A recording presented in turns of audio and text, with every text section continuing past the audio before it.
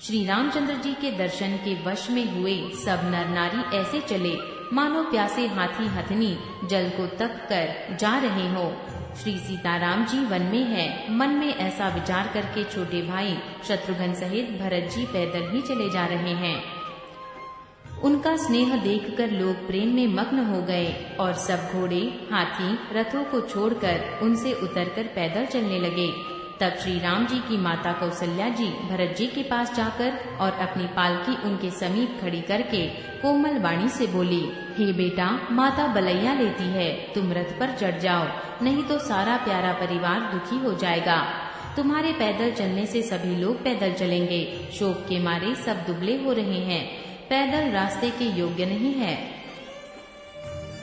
माता की आज्ञा को सिर चढ़ाकर और उनके चरणों में सिर नवाकर दोनों भाई रथ पर चढ़कर चलने लगे। पहले दिन तमसा पर वास करके दूसरा मुकाम गोमती के तीर पर किया। कोई दूध ही पीते, कोई फलाहार करते और कुछ लोग रात को एक ही बार भोजन करते हैं। भूषण और भोग विलास को छोड़कर सब लोग श्री रामचंद्र जी के लिए नियम और व्रत करते हैं।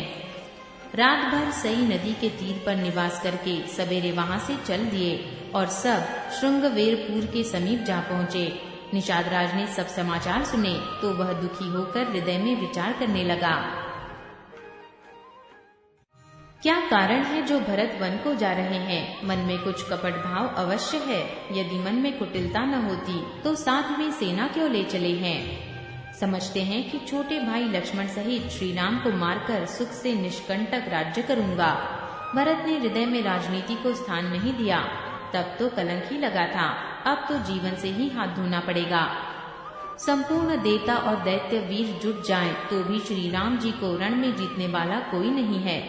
भरत जो ऐसा कर रहे हैं इसमें आश्चर्य ही क्या है? विष की बेलें अमृत फल कभी नहीं फलती। ऐसा विचार कर गुह ने अपनी जाति वालों से कहा कि सब लोग सावधान हो जाओ, नावों को हाथ में कर लो और फिर उन्हें डुबा दो तथा सब घाटों को रोक दो। सुसज्जित होकर घाटों को रोक लो और सब लोग मरने के साथ सजा लो। मैं भरत से सामने लोहा लूंगा और जीते जी उन्हें गंगा पार न उतरने दूंगा।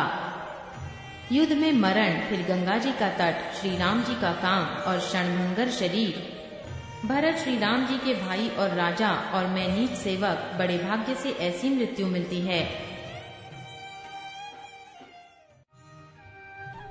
मैं स्वामी के काम के लिए रण में लड़ाई करूंगा और 14 लोगों को अपने यश से उज्जवल कर दूंगा।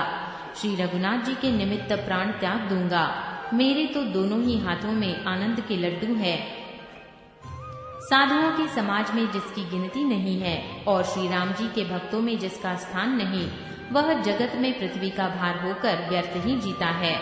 वह माता के यौवन रूपी वृक्ष के काटने के लिए कुल्हाड़ मात्र है। निषाद राज विषाद से रहित हो गया और सबका उत्साह बढ़ाकर तथा श्री राम जी का स्मरण करके उसने तुरंत ही तरकस, धनुष और कवच मांगा। हे भाइयों, जल्दी करो और सब सामान सजाओ। मेरी आज्ञा सुनकर कोई मन में कायरता न लावे। सब हर्ष के साथ बोल उठे, हे नाथ, बहुत अच्छा, और आपस में एक दूसरे का जोश बढ़ाने लगे। निषादराज को जोहार कर कर के सब निषाद चले। सभी बड़े शूरवीर हैं और संग्राम में लड़ना उन्हें बहुत अच्छा लगता है। श्री राम जी के चरण कमलों की जूतियों का स्मरण करके उन्होंने भातियां बांधकर दहुनियों पर प्रतिज्ञा चढ़ाई।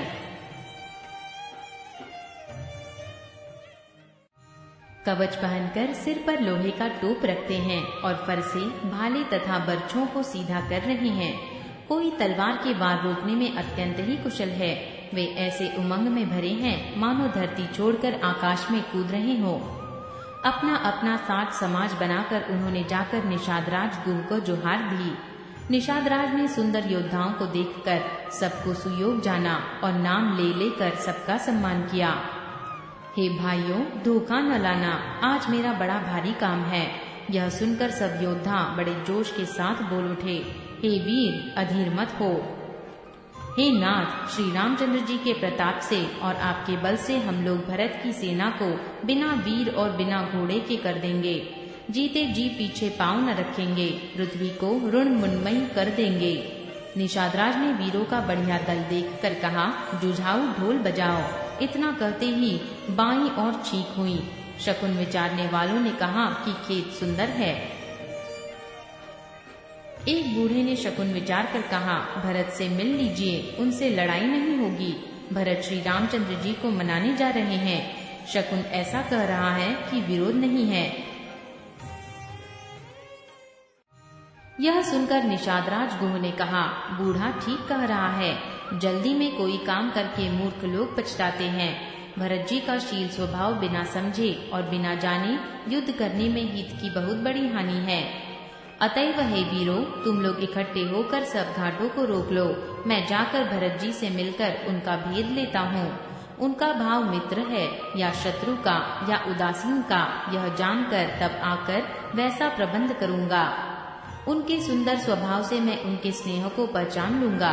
वैर और प्रेम छिपाने से नहीं छिपते। ऐसा कहकर वह भेंट का सामान सजाने लगा। उसने कंद, मूल, फल, पक्षी और हिरन मंगवाए। कहार लोग पुरानी और मोटी पहिना नामक मछलियों के भार भर भर कर लाए। भेंट का सामान सजाकर मिलने के लिए चले तो मंगलदायक शुभ शकुन मिले। निषादराज ने मुनिराज वशिष्ठ जी को देखकर अपना नाम बतलाकर दूर ही से दंडवत प्रणाम किया। मुनीश्वर वशिष्ठ जी ने उसको राम का प्यारा जानकर आशीर्वाद दिया और भरत जी को समझाकर कहा, यह श्री राम का मित्र है। इतना सुनते ही भरत जी ने रथ त्याग दिया। वे रथ से उतरकर प्रेम में उमंगते हुए चले। निषादराज गुह ने अपना गांव, जाति और नाम सुनाकर पृथ्वी पर माथा टेककर जोहार की। दंडवत करते देखकर भरत जी ने उठाकर उसको छाती से लगा लिया।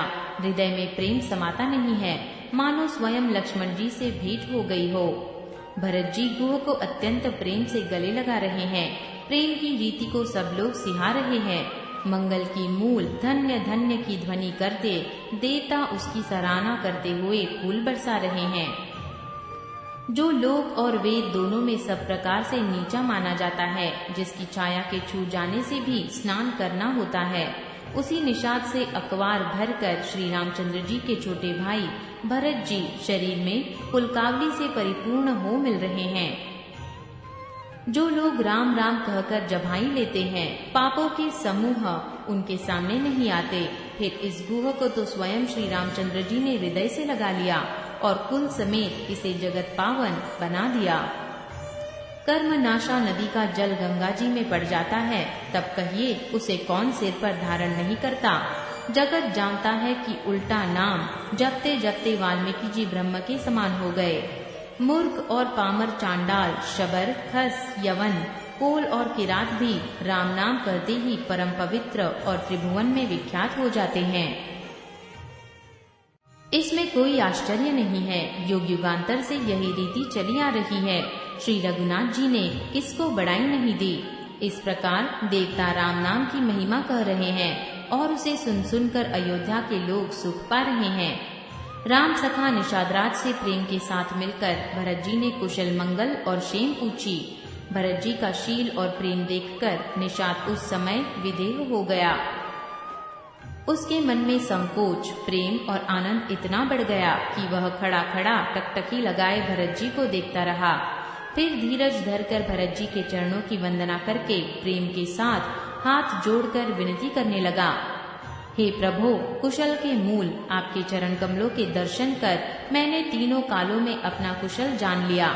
अब आपके परम अनुग्रह से करोड़ों कुलों सहित मेरा मंगल हो गया। मेरी करतूत और कुल को समझकर और प्रभु श्री रामचंद्र जी की महिमा को मन में देखकर जो रघुवीर श्री राम जी के चरणों का भजन नहीं करता, वह जगत में विधाता के द्वारा ठगा गया है। मैं कपटी, कायर, कुबुद्धि और कुजाति हूँ और लोक वेद दोनों से सब प्रकार से बाहर हूँ। पर जब से श्री रामचंद्र जी ने मुझे अपनाया है, तभी से मैं विश्व का भूषण हो गया। निषाद राज की प्रीति को देखकर और सुंदर विनय सुनकर फिर भरत जी के छोटे भाई शत्रुघ्न जी उससे मिले। फिर निषाद ने अपना नाम ले लेकर सुंदर वाणी से सब रानियों को आदरपूर्वक जोहार की। रानियां उसे लक्ष्मण जी के समान समझकर आशीर्वाद देती हैं कि तुम 100 लाख वर्षों तक सुखपूर्वक जियो। नगर के स्त्री पुरुष निषाद को देखकर ऐसे सुखी हुए मानो लक्ष्मण जी को देख रहे हों। सब कहते हैं कि जीवन का लाभ तो इसी ने पाया है जिसे कल्याण स्वरूप श्री रामचंद्र जी ने भुजाओं में बांधकर गले लगाया है। निषाद अपने भाग्य की बड़ाई सुनकर मन में परम आनंदित हो सबको अपने साथ लिवा ले चला। उसने अपने सब सेवकों को इशारे से कह दिया वे स्वामी का रुख पाकर चले और उन्होंने घरों में, वृक्षों के नीचे, तालाबों पर तथा बगीचों और जंगलों में ठहरने के लिए स्थान बना दिए। भरत जी ने जब शृंगवेरपुर को देखा तब उनके सब अंग प्रेम के कारण शिथिल हो गए। वे निषाद को लाग दिए ऐसे शोभा दे रहे हैं मानो विनय और प्रेम शरीर धारण किए हुए हों। इस प्रकार भरत जी ने सब सेना को साथ में लिए हुए जगत को पवित्र करने वाली गंगा जी के दर्शन किए। श्री राम घाट को प्रणाम किया। उनका मन इतना आनंद मग्न हो गया मानो उन्हें स्वयं श्री राम जी मिल गए हो। नगर के नर नारी प्रणाम कर रहे हैं और गंगा जी के ब्रह्म रूप जल को देख देख कर आनंदित हो रहे हैं। गंगा जी में स्नान कर हाथ जोड़कर सभी यही वर मांगते हैं कि श्री रामचंद्र जी के चरणों में हमारा प्रेम कम न हो। भरत जी ने कहा, हे गंगे, आपकी रज सबको सुख देने वाली तथा सेवक के लिए तो कामधेनु ही है।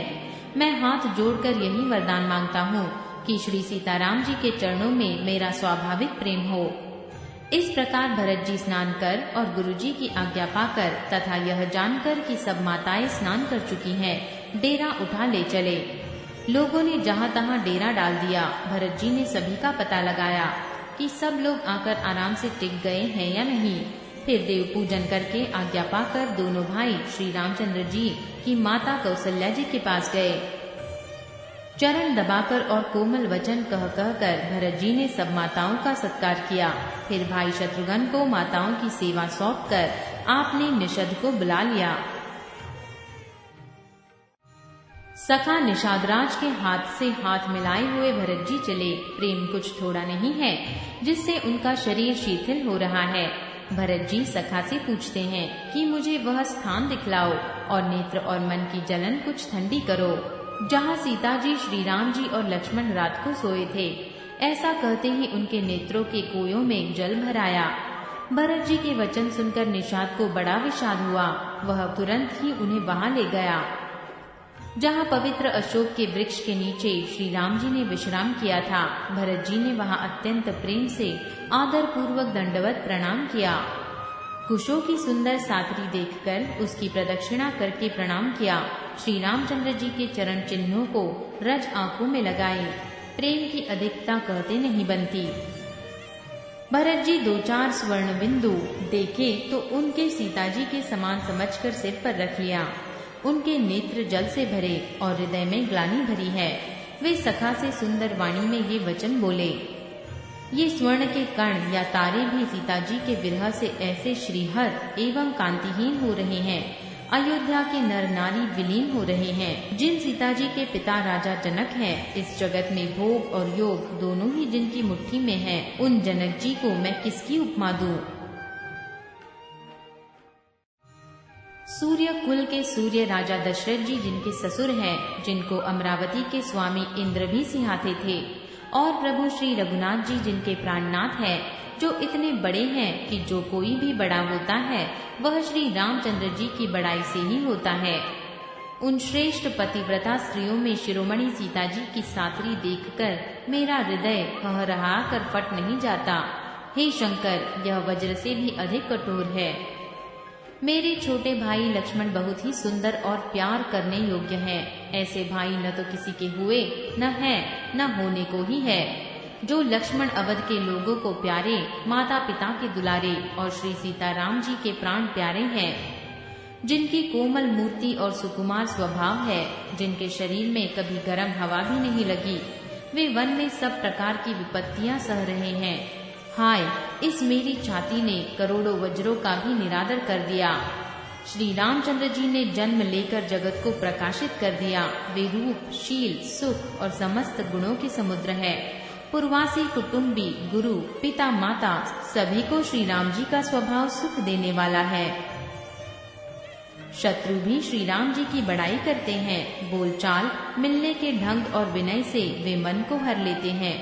करोड़ों सरस्वती और अरबों शेष जी भी प्रभु श्री रामचंद्र जी के गुण समूहों की गिनती नहीं कर सकते।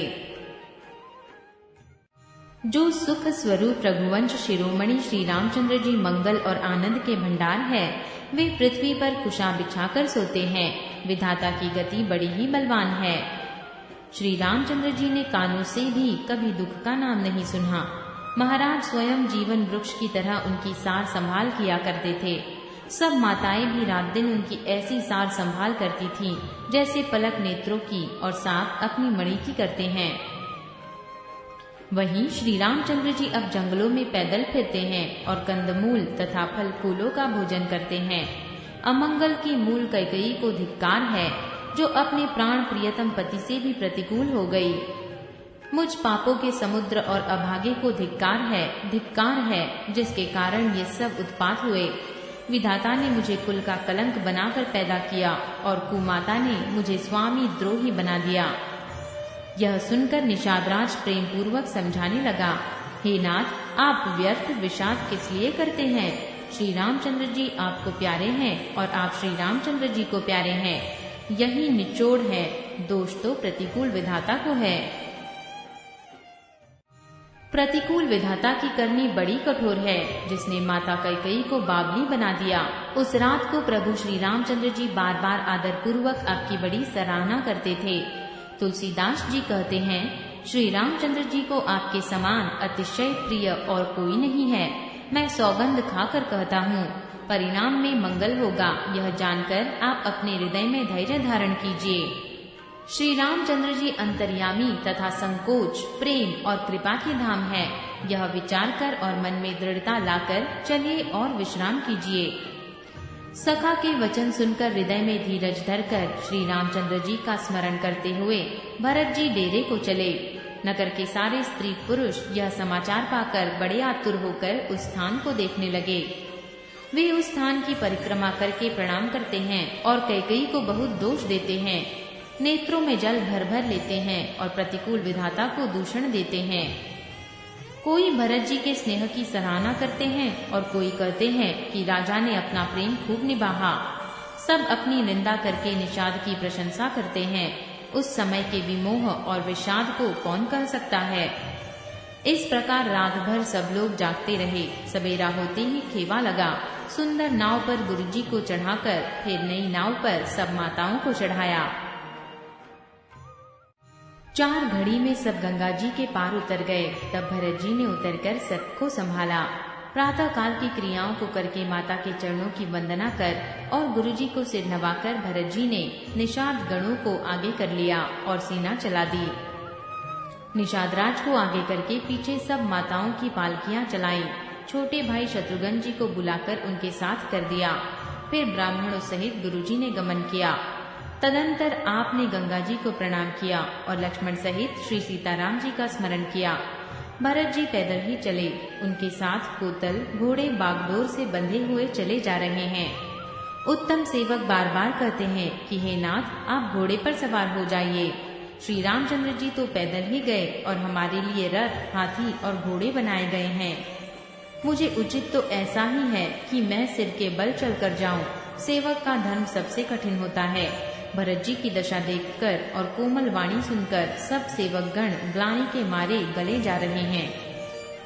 प्रेम में उमंग उमंग कर सीताराम सीताराम कहते हुए भरत जी ने तीसरे पहर प्रयाग में प्रवेश किया। उनके चरणों में छाले कैसे चमकते हैं, जैसे कमल की कली पर ओस की बूंदें चमकती हो। भरत जी आज पैदल ही चलकर आए। यह समाचार सुनकर सारा समाज दुखी हो गया। जब भरत जी ने यह पता पा लिया कि सब लोग स्नान कर चुके, तब त्रिवेणी पर आकर उन्हें प्रणाम किया। फिर विधि पूर्वक श्वेत और शाम जल में स्नान किया और दान देकर ब्राह्मणों का सम्मान किया। शाम और सफेद लहरों को देखकर भरत जी का शरीर पुलकित हो उठा और उन्होंने हाथ जोड़कर कहा, हे तीर्थराज, आप समस्त कामनाओं को पूर्ण करने वाले हैं। आपका प्रभाव वेदों में प्रसिद्ध और संसार में प्रकट है। मैं अपना धर्म त्याग कर आपसे भीख मांगता हूँ। आर्त मनुष्य कौन सा कुकर्म नहीं करता। ऐसा हृदय में जानकर सुजान उत्तम दानी जगत में मांगने वाले की वाणी को सफल किया करते हैं। मुझे न अर्थ की रुचि है, न धर्म की, न काम की, और न मैं मोक्ष ही चाहता हूँ। जन्म जन्म में मेरा श्री राम जी के चरणों में प्रेम हो, बस यही वरदान मांगता हूँ, दूसरा कुछ नहीं। स्वयं श्री रामचंद्र जी भी भले ही मुझे कुटिल समझे और लोग मुझे गुरुद्रोही तथा स्वामी द्रोही भले ही कहें, पर श्री सीताराम जी के चरणों में मेरा प्रेम आपकी कृपा से दिन दिन बढ़ता ही रहे। मेघ चाहे जन्म भर चातक की सूधी भुला दे, और जल मांगने पर वह चाहे वज्र और पत्थर ही गिरावे, पर चातक की रटन घटने से तो उसकी बात ही घट जाएगी। उसकी तो प्रेम बढ़ने में ही सब तरह से भलाई है। जैसे तपाने से सोने पर आग आ जाती है, वैसे ही प्रियतम के चरणों में प्रेम का नियम निभाने से प्रेमी सेवक का गौरव बढ़ जाता है। भरत जी के वचन सुनकर बीच त्रिवेणी में से सुंदर मंगल देने वाली कोमल वाणी हुई। हे तात भरत, तुम सब प्रकार से साधु हो। श्री रामचंद्र जी के चरणों में तुम्हारा अथाह प्रेम है। तुम व्यर्थ ही मन में ग्लानि कर रहे हो। श्री रामचंद्र को तुम्हारे समान प्रिय कोई नहीं है। त्रिवेणी जी के अनुकूल वचन सुनकर भरत जी का शरीर पुलकित हो गया, हृदय में हर्ष छा गया।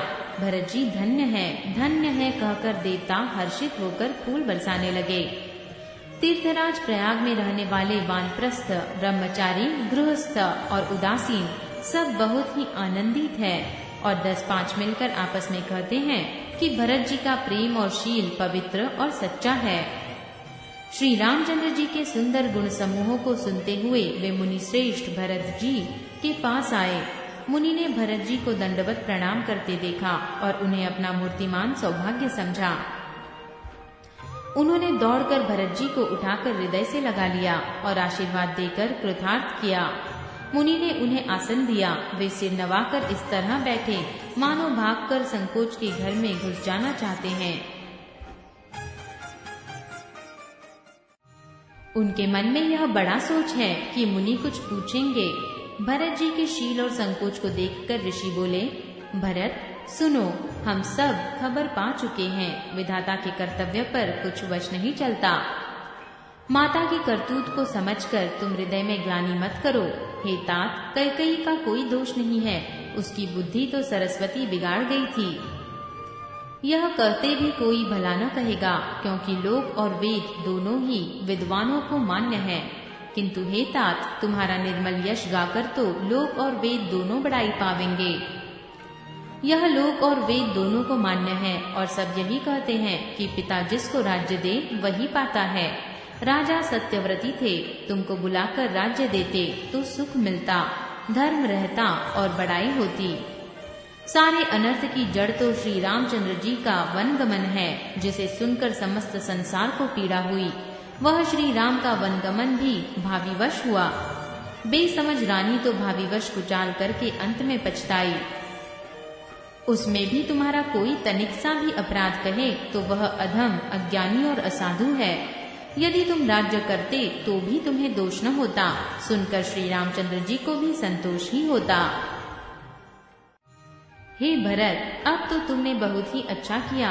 यही मत तुम्हारे लिए उचित था। श्री रामचंद्र जी के चरणों में प्रेम होना ही संसार में समस्त सुंदर मंगलों का मूल है। सो वह तो तुम्हारा धन, जीवन और प्राण ही है। तुम्हारे समान बड़भागी कौन है? हे तात, तुम्हारे लिए यह आश्चर्य की बात नहीं है, क्योंकि तुम दशरथ जी के पुत्र और श्री रामचंद्र जी के प्यारे भाई हो। हे भरत सुनो, श्री रामचंद्र जी के मन में तुम्हारे समान प्रेम पात्र दूसरा कोई नहीं है। लक्ष्मण जी, श्री राम जी और सीता जी तीनों को सारी रात उस दिन अत्यंत प्रेम के साथ तुम्हारी सराहना करते ही बीती। प्रयागराज में जब वे स्नान कर रहे थे, उस समय मैंने उनका यह मर्म जाना। वे तुम्हारे प्रेम में मग्न हो रहे थे। तुम पर श्री रामचंद्र जी का ऐसा ही स्नेह है जैसा मूर्ख मनुष्य का संसार में सुखमय जीवन पर होता है। यह श्री रघुनाथ जी की बहुत बड़ाई नहीं है, क्योंकि श्री रघुनाथ जी तो शरणागत के कुटुंब भर को पालने वाले हैं। हे भरत, मेरा यह मत है कि तुम तो मानो शरीरधारी श्री राम जी के प्रेम ही हो। हे भरत, तुम्हारे लिए यह कलंक है, पर हम सबके लिए तो उपदेश है। श्री राम भक्ति रूपी रस की सिद्धि के लिए यह समय गणेश हुआ है। हे तात, तुम्हारा यश निर्मल नवीन चंद्रमा है और श्री रामचंद्र जी के दास कुमुद और चकोर हैं। वो चंद्रमा तो प्रतिदिन अस्त होता और घटता है, जिससे कुमुद और चकोर को दुख होता है, परंतु ये तुम्हारा यश रूपी चंद्रमा सदा उदय रहेगा, कभी अस्त होगा ही नहीं। जगत रूपी आकाश में ये घटेगा नहीं, वरम दिन ब दिन दूना होगा। त्रैलोक्य रूपी चकवा इस यश रूपी चंद्रमा पर अत्यंत प्रेम करेगा और प्रभु श्री रामचंद्र जी का प्रताप रूपी सूर्य इसकी छवि को हरण नहीं करेगा। ये चंद्रमा रात दिन सदा सब किसी को सुख देने वाला होगा। कैकई का कुकर्म रूपी राहु इसे ग्रास नहीं करेगा। ये चंद्रमा श्री रामचंद्र जी के सुंदर प्रेम रूपी अमृत से पूर्ण है। ये गुरु के अपमान रूपी दोष से दूषित नहीं है। तुमने इस यश रूपी चंद्रमा की सृष्टि करके पृथ्वी पर भी अमृत को सुलभ कर दिया। अब श्री रामचंद्र जी के भक्त इस अमृत से तृप्त हो लें। राजा भगीरथ गंगा जी को लाए, जिन गंगा जी का स्मरण ही संपूर्ण सुंदर मंगलों की खान है। दशरथ जी के गुण समूहों का तो वर्णन ही नहीं किया जा सकता। अधिक क्या, जिनकी बराबरी का जगत में कोई नहीं है, जिनके प्रेम और संकोच शील के वश में होकर स्वयं सच्चिदानंद घन भगवान श्री राम आकर प्रकट हुए, जिन्हें महादेव जी अपने हृदय के नेत्रों से भी कभी आघाकर नहीं देख पाए, अर्थात जिनका स्वरूप हृदय में देखते देखते शिव जी कभी तृप्त नहीं हुए। परंतु उनसे भी बढ़कर तुमने कीर्ति रूपी अनुपम चंद्रमा को उत्पन्न किया, जिसमें श्री राम प्रेम ही हिरण के चिन्ह के रूप में बसता है। हे तात, तुम व्यर्थ ही हृदय में ग्लानि कर रहे हो, पारस पाकर भी तुम दरिद्रता से डर रहे हो। हे भरत सुनो, हम झूठ नहीं कहते, हम उदासीन हैं, किसी का पक्ष नहीं करते, तपस्वी हैं, किसी की मुख देखी नहीं करते और वन में रहते हैं, किसी से कुछ प्रयोजन नहीं रखते। सब साधनों का उत्तम फल हमें लक्ष्मण जी, श्री राम जी और सीता जी का दर्शन प्राप्त हुआ। सीता लक्ष्मण सहित श्री राम दर्शन रूप उस महान फल का परम फल ये तुम्हारा दर्शन है। प्रयागराज समेत हमारा बड़ा भाग्य है। हे भरत, तुम धन्य हो, तुमने अपने यश से जगत को जीत लिया है। ऐसा कहकर मुनि प्रेम में मग्न हो गए। भरद्वाज मुनि के वचन सुनकर सभासद हर्षित हो गए। साधु साधु कहकर सराहना करते हुए देवताओं ने फूल बरसाए।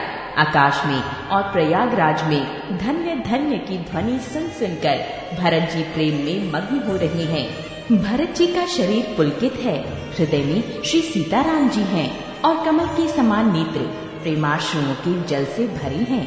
वे मुनियों की मंडली को प्रणाम करके गदगद वचन बोले, मुनियों का समाज है और फिर तीर्थराज है।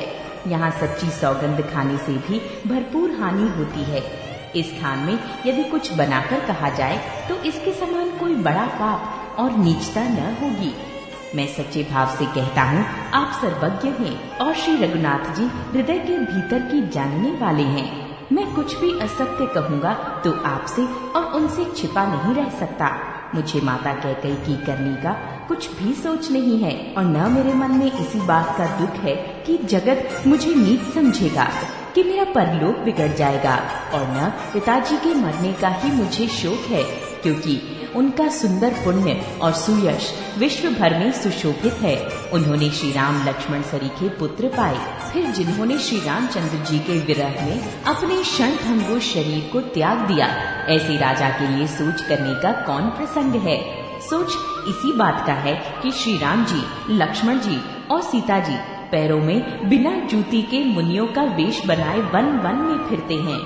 वे वल्कल वस्त्र पहनते हैं, फलों का भोजन करते हैं, पृथ्वी पर कुश और पत्ते बिछाकर सोते हैं और वृक्षों के नीचे निवास करके नित्य सर्दी, गर्मी, वर्षा और हवा सहते हैं। इसी दुख की जलन से निरंतर मेरी छाती जलती रहती है। मुझे न दिन में भूख लगती है और न रात को नींद आती है। मैंने मन ही मन समस्त विश्व को खोज डाला, पर इस कुरोग की औषध कहीं नहीं है। माता का कुमत, बुरा विचार पापों का मूल बड़ाई है। उसने हमारे हित का वसूला बनाया, उससे कलह रूपी कुकाठ का कुयंत्र बनाया और 14 वर्ष की अवधि रूपी कठिन कुमंत्र पढ़कर उस यंत्र को गाड़ दिया। यहाँ माता का कुविचार बड़ाई है, भरत को राज्य वसूला है, राम का वनवास कुयंत्र है और 14 वर्ष की अवधि कुमंत्र है। मेरे लिए उसने सारा कुठाठ बुरा साज रचा और सारे जगत को 12 बाट छिन्न भिन्न करके नष्ट कर डाला। ये कुयोग श्री रामचंद्र जी के लौट आने पर ही मिट सकता है और तभी अयोध्या बस सकती है, दूसरे किसी उपाय से नहीं। भरत जी के वचन सुनकर मुनि ने सुख पाया और सभी ने उनकी बहुत प्रकार से बड़ाई की। मुनि ने कहा, हे तात, अधिक सोच मत करो, श्री रामचंद्र जी के चरणों का दर्शन करते ही सारा दुख मिट जाएगा। इस प्रकार मुनि श्रेष्ठ भरद्वाज जी ने उनका समाधान करके कहा, अब आप लोग हमारे प्रेम प्रिय अतिथि बनिए और कृपा करके कंदमूल, फल फूल जो कुछ हम दें स्वीकार कीजिए। मुनि के वचन सुनकर भरत के हृदय में सोच हुआ कि ये बेमौके बड़ा बेड़क संकोचा पड़ा। फिर गुरुजनों की वाणी को महत्वपूर्ण आदरणीय समझकर चरणों की वंदना करके हाथ जोड़कर बोले, हे नाथ, आपकी आज्ञा को सिर चढ़ाकर उसका पालन करना ये हमारा परम धर्म है। भरत जी के ये वचन मुनि श्रेष्ठ के मन को अच्छे लगे। उन्होंने विश्वास पात्र सेवकों और शिष्यों को पास बुलाया और कहा कि भरत की पहुनई करनी चाहिए, जाकर कंदमूल और फल लाओ। उन्होंने हे नाथ बहुत अच्छा कहकर सिर नवाया और तब वे बड़े आनंदित होकर अपने अपने काम को चल दिए। मुनि को चिंता हुई कि हमने बहुत बड़े मेहमान को न्योता है, अब जैसा देवता हो वैसी ही उसकी पूजा भी होनी चाहिए। ये सुनकर रिद्धियां और अणिमादी सिद्धियां आ गईं और बोली, हे गोसाई, जो आपकी आज्ञा हो सो हम करें। मुनिराज ने प्रसन्न होकर कहा, छोटे भाई शत्रुघ्न और समाज सहित भरत जी श्री रामचंद्र जी के विरह में व्याकुल हैं। इनकी पहुनाई आतिथ्य सत्कार करके इनके श्रम को दूर करो। रिद्धि सिद्धि ने मुनिराज की आज्ञा को सिर चढ़ाकर अपने को वडभागिनी समझा। सब सिद्धियां आपस में कहने लगी, श्री रामचंद्र जी के छोटे भाई भरत ऐसे अतिथि हैं जिनकी तुलना में कोई नहीं आ सकता। अतः मुनि के चरणों की वंदना करके आज वही करना चाहिए जिससे सारा राज समाज सुखी हो। ऐसा कहकर उन्होंने बहुत से सुंदर घर बनाए जिन्हें देखकर विमान भी विलखते हैं, लजा जाते हैं।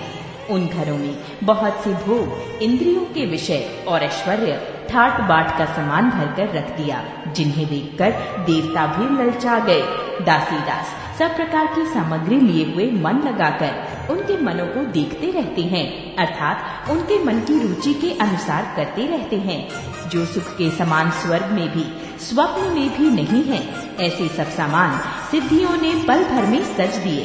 पहले तो उन्होंने सब किसी को जिसकी जैसी रुचि थी वैसे ही सुंदर सुखदायक निवास स्थान दिए।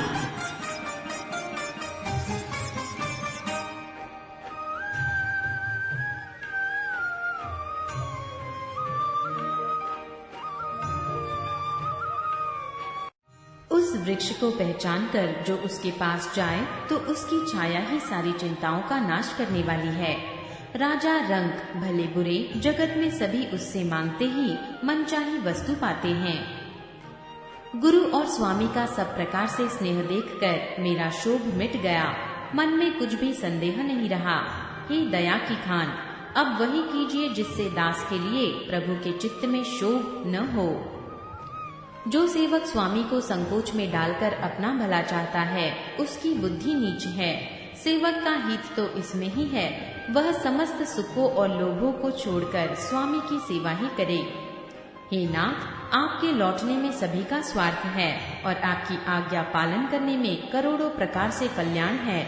यही स्वार्थ और परमार्थ का सार है, समस्त पुण्यों का फल और संपूर्ण शुभ गतियों का श्रृंगार है। हे देव, आप मेरी एक विनती सुनकर फिर जैसा उचित हो वैसा ही कीजिए।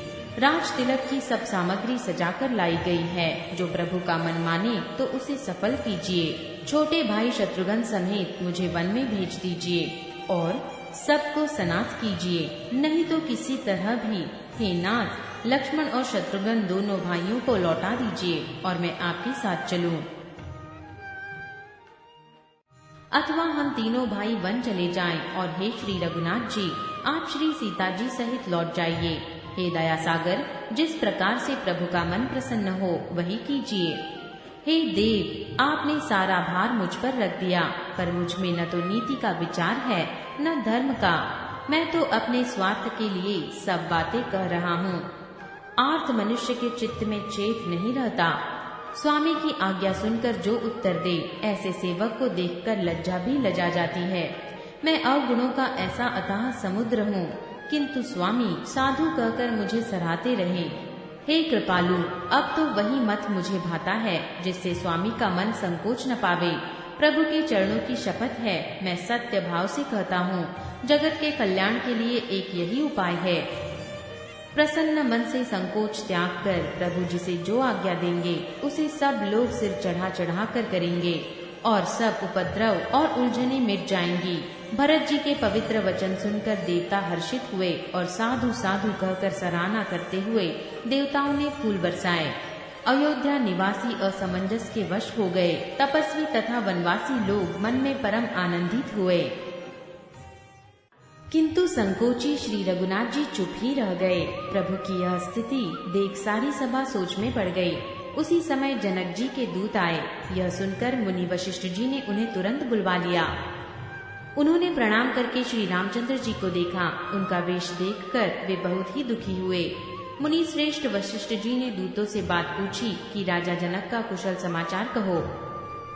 यह सुन सकुचाकर पृथ्वी पर मस्तक नवाकर वे श्रेष्ठ दूत हाथ जोड़कर बोले, हे स्वामी, आपका आदर के साथ पूछना यही है गोसाई कुशल का कारण हो गया। नहीं तो हे नाथ, कुशल श्रेण तो सब कौशलनाथ दशरथ जी के साथ ही चली गई। यों तो सारा जगत ही अनाथ हो गया, किंतु मिथिला और अवध तो विशेष रूप से अनाथ हो गए। अयोध्या नाथ की गति सुनकर जनकपुरवासी सभी लोग शोकवश बावले हो गए। उस समय जिन्होंने विदेह को देखा उनमें से किसी को ऐसा न लगा कि उनका विदेह नाम सत्य है। रानी की कुचाल सुनकर राजा जनक जी को कुछ सूझ न पड़ा, जैसे मणि के बिना सांप को नहीं सूझता। फिर भरत जी को राज्य और श्री रामचंद्र जी को वनवास सुनकर मिथिलेश्वर जनक जी के हृदय में बड़ा दुख हुआ। राजा ने विद्वानों और मंत्रियों के समाज से पूछा कि विचार कर कहिए, आज क्या करना उचित है। अयोध्या की दशा समझकर और दोनों प्रकार से असमंजस जानकर चलिए या रहिए, किसी ने कुछ नहीं कहा। तब राजा ने धीरज धर हृदय में विचार कर 4 चतुर गुप्तचर अयोध्या को भेजे। तुम लोग भरत जी के सद्भाव या दुर्भाव का पता लगाकर जल्दी लौटाना, किसी को तुम्हारा पता न लगने पावे। गुप्तचर अवध को गए और भरत जी का ढंग जानकर और उनकी करनी देखकर जैसे ही भरत जी चित्रकूट को चले वे तिरहुत को चल दिए। दूतों ने आकर राजा जनक जी की सभा में भरत जी की करनी की अपनी बुद्धि के अनुसार वर्णन किया। उसे सुनकर गुरु, कुटुंबी, मंत्री और राजा सभी सोच और स्नेह से अत्यंत व्याकुल हो गए। फिर जनक जी ने धीरज धरकर और भरत जी की बड़ाई करके अच्छे योद्धाओं और सहनियों को बुलाया। घर, नगर और देश में रक्षकों को रखकर घोड़े, हाथी, रथ आदि बहुत सी सवारियां सजवाईं। वे दुघड़िया मुहूर्त साध कर उसी समय चल पड़े। राजा ने रास्ते में कहीं विश्राम भी नहीं किया। आज ही सवेरे प्रयागराज में स्नान करके चले हैं। जब सब लोग यमुना जी उतरने लगे तब हे नाथ हमें खबर लेने को भेजा। उन्होंने ऐसा कहकर पृथ्वी पर सिर नवाया। मुनि श्रेष्ठ वशिष्ठ जी ने कोई 6-7 भीलों को साथ देकर दूतों को तुरंत विदा कर दिया। जनक जी का आगमन सुनकर अयोध्या का सारा समाज हर्षित हो गया। श्री राम जी को बड़ा संकोच हुआ और देवराज इंद्र तो विशेष रूप से सोच के वश में हो गए। कुटिल कैकेयी मन ही मन ग्लानि से गली जाती है, किससे कहे और किसको दोष दे।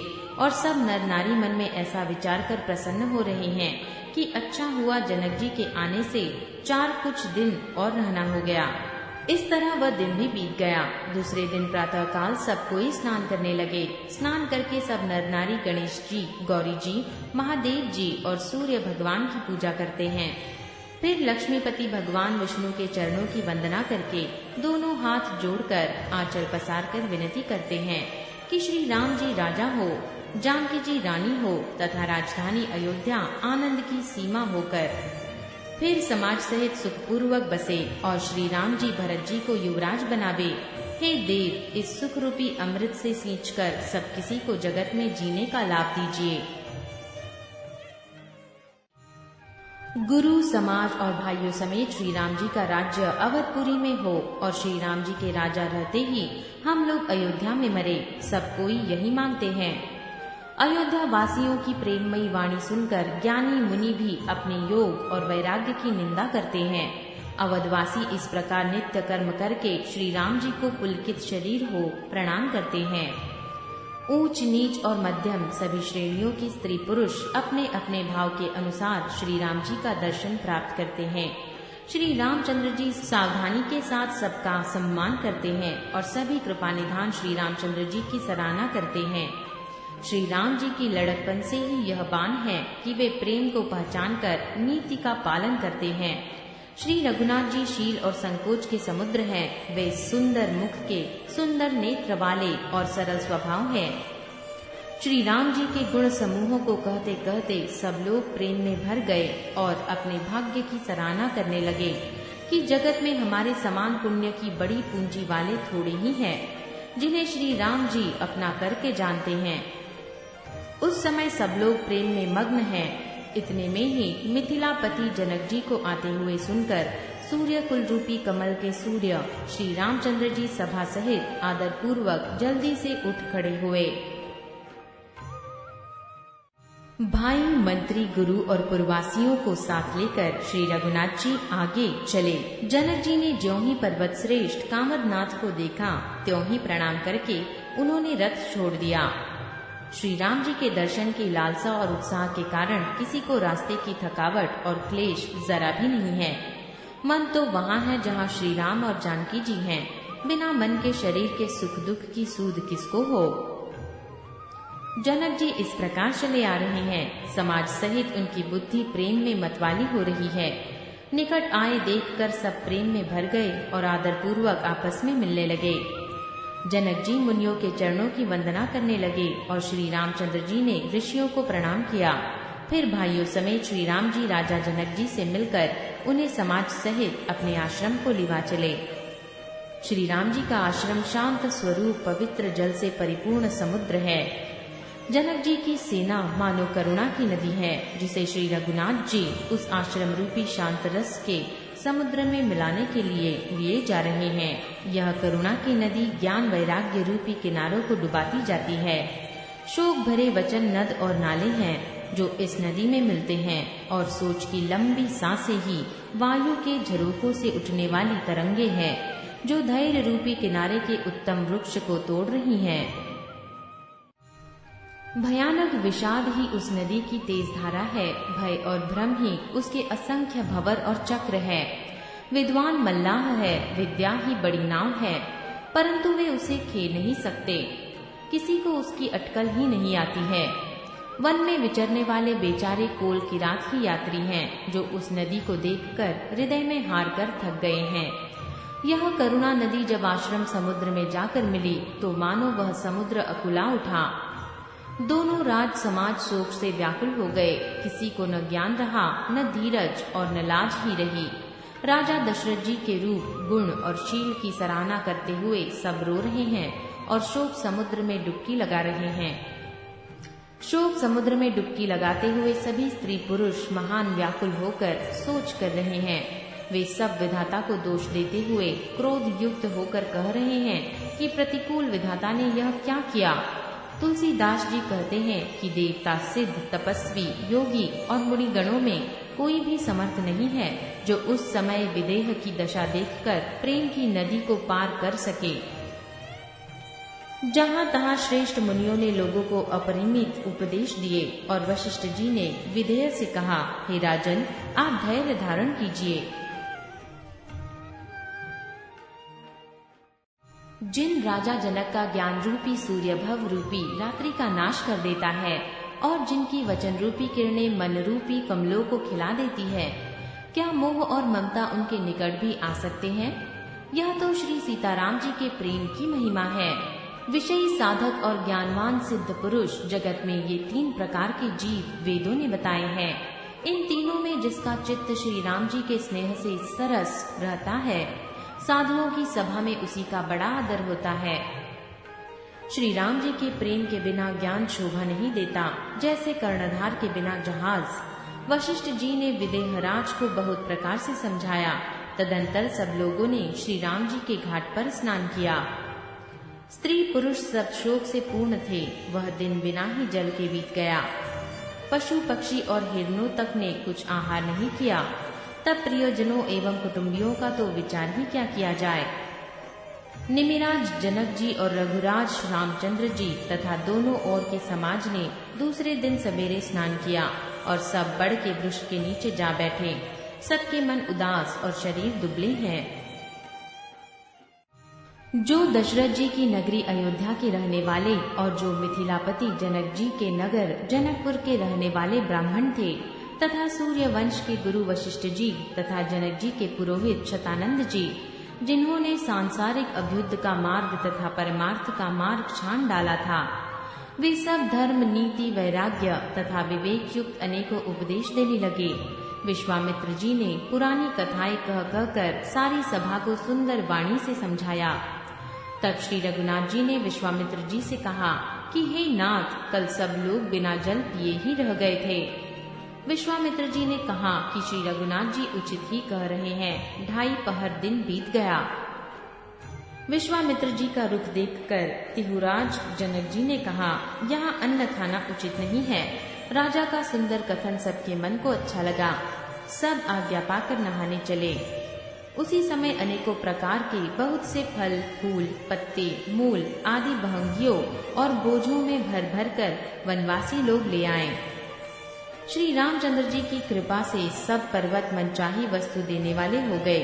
वे देखने मात्र से ही दुखों को सर्वथा हर लेते थे। वहाँ के तालाबों, नदियों, वन और पृथ्वी के सभी भागों में मानो आनंद और प्रेम उमड़ रहा है। बेले और वृक्ष सभी फल और फूलों से युक्त हो गए। पक्षी, पशु और भौरे अनुकूल बोलने लगे। उस अवसर पर वन में बहुत उत्साह था। तब किसी को सुख देने वाली शीतल मंद सुगंध हवा चल रही थी।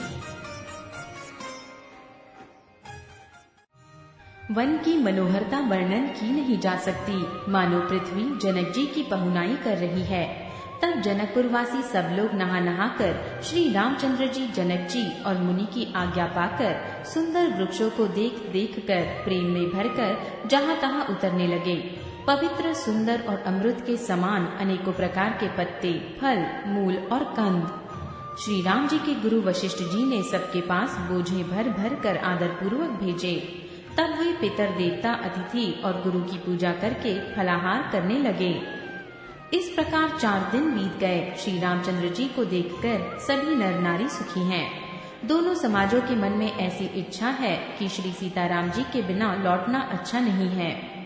श्री सीताराम जी के साथ वन में रहना करोड़ों देवलोकों के समान सुखदायक है।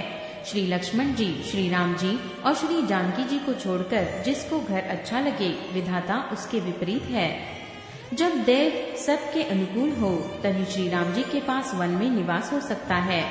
मंदाकिनी जी का तीनों समय स्नान और आनंद तथा मंगलों की माला रूप श्री राम जी का दर्शन, श्री राम जी के पर्वत, वन और तपस्वियों के स्थानों में घूमना और अमृत के समान कंद, मूल, फलों का भोजन 14 वर्ष सुख के साथ पल के समान हो जाएंगे, जाते हुए जान ही न पड़ेंगे। सब लोग कह रहे हैं कि हम इस सुख के योग्य नहीं हैं, हमारे ऐसे भाग्य कहाँ। दोनों समाजों का श्री रामचंद्र जी के चरणों में सहज स्वभाव से ही प्रेम है। इस प्रकार सब मनोरथ कर रहे हैं। उनके प्रेम युक्त वचन सुनते ही मनों को हर लेते हैं। उसी समय सीता जी की माता श्री सुनैया जी की भेजी हुई दासियां सुंदर अवसर देखकर आईं।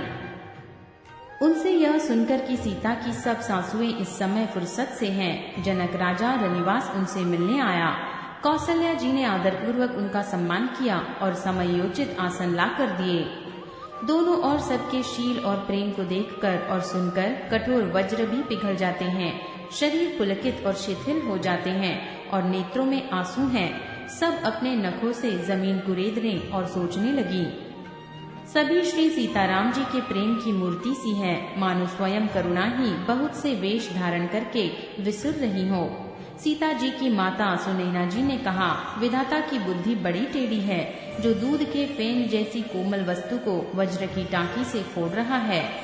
अमृत केवल सुनने में आता है और विष जहाँ तहाँ प्रत्यक्ष देखे जाते हैं। विधाता की सभी करतूतें भयंकर है, जहाँ तहाँ कौवे, उल्लू और बगुले ही हैं। हंस तो एक मानसरोवर में ही है। यह सुनकर देवी सुमित्रा जी शोक के साथ कहने लगी, विधाता की चाल बड़ी ही विपरीत है और विचित्र है, जो सृष्टि को उत्पन्न करके पालता है और फिर नष्ट कर डालता है। विधाता की बुद्धि बालकों के खेल के समान भोली है। कौसल्या जी ने कहा, किसी का दोष नहीं है, दुख सुख हानि लाभ सब कर्म के अधीन है। कर्म की गति कठिन है, उसे विधाता ही जानता है, जो शुभ और अशुभ सभी फलों का देने वाला है।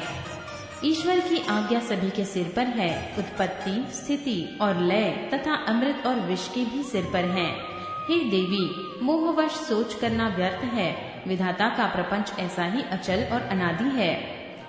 महाराज के मरने और जीने की बात को हृदय में याद करके जो चिंता करती हैं, वह तो हे सखी हम अपने ही हित की हानि देखकर करती हैं।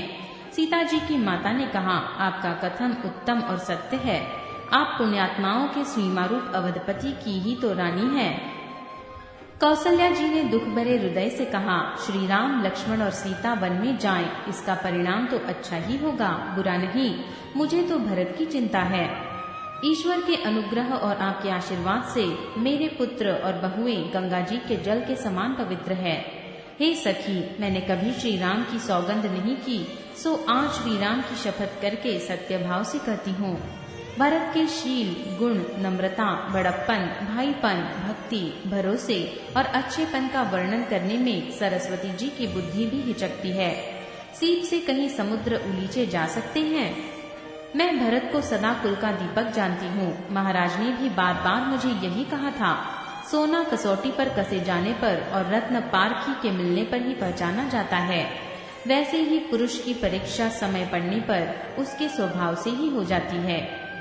किंतु आज मेरा ऐसा कहना भी अनुचित है। शोक और स्नेह में सयानापन कम हो जाता है।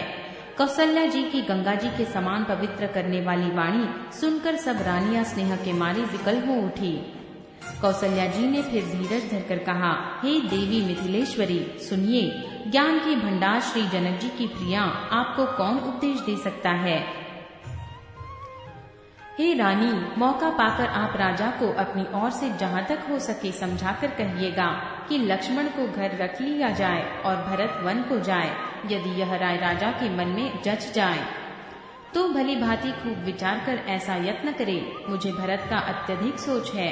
भरत के मन में गूढ़ प्रेम है। उनके घर रहने में मुझे भलाई नहीं जान पड़ती। कौसल्या जी का स्वभाव देखकर और उनकी सरल और उत्तम वाणी को सुनकर सब रानियां करुण रस में निमग्न हो गई।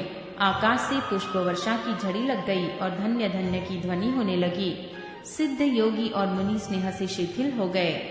सारा रनिवास देखकर थकित रह गया। तब सुमित्रा जी ने धीरज धर के कहा कि हे देवी, 2 घड़ी रात बीत गई है। यह सुनकर श्री राम जी की माता कौसल्या जी प्रेम पूर्वक उठी और प्रेम सहित सद्भाव से बोली, अब आप शीघ्र डेरे को पधारिए।